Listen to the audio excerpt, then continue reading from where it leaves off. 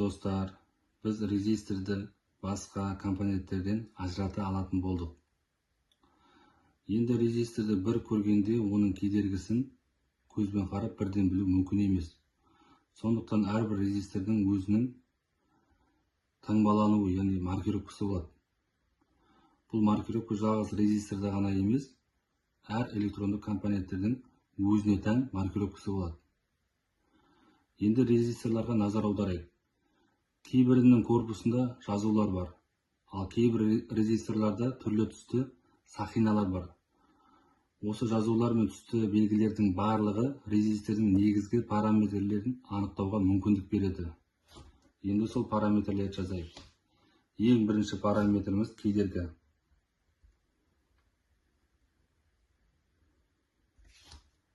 Өлшем бірлігі Ом.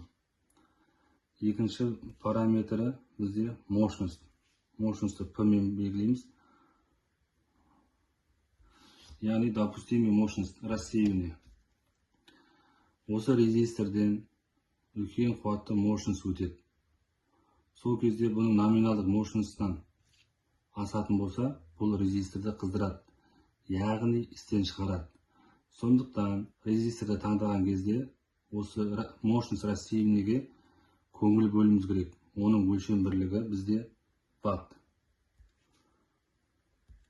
Үшінші параметрі кедергінің номинал мәнінен рұқсат етілген ауытқуы, яғни плюс-минус процент.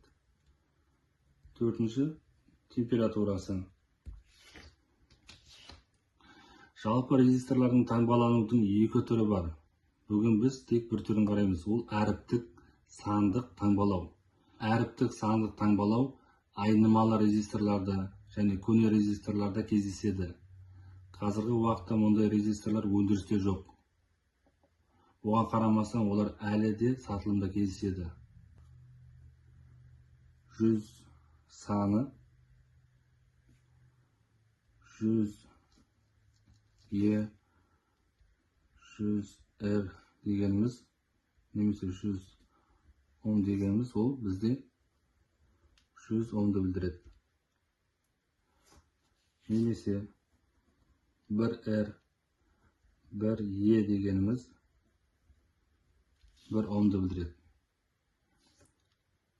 1 К дегенде болады резисторды белгілеу. Килоом немесе 1000 Ом. 1 К 1 болады. Ол бізде 1 килоом. Енді мына резисторды қарайық. Бізде 18 К дейді. Ол 18 килоом деген. Келесі резистор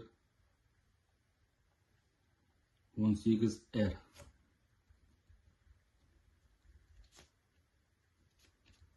18 Ом деген.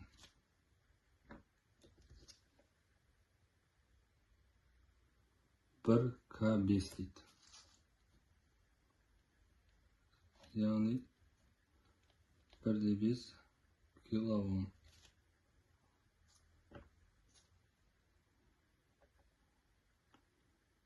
7 Р 5.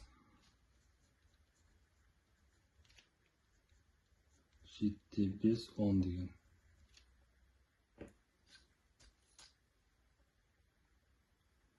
51 Р.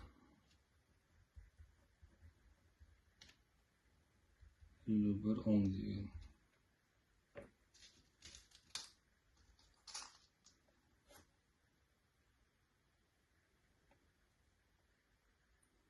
3 М 0. 3 мегаом.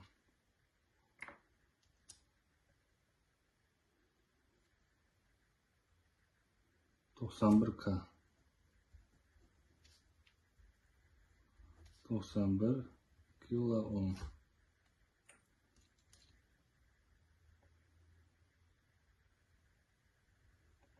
100 Р.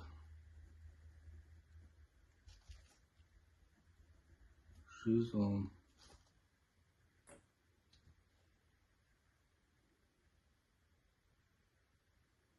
91K